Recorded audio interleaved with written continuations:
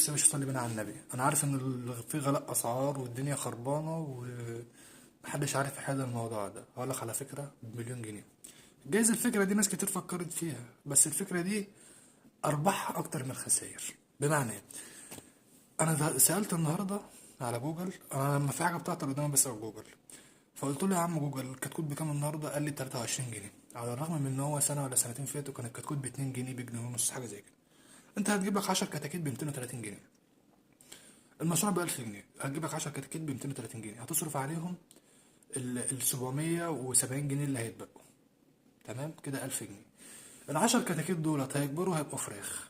الفراخ هتفقس بيض، البيض هيتاكل او هيبقى كتاكيت، وهكذا. وهتخش في الدورة دي وهتلاقي الدنيا ظبطت معاك وفتحت معاك ومحدش عارف يكلمك. البيضة النهاردة ب3 جنيه ونص. فانت احسبها كده وهتلاقي نفسك انت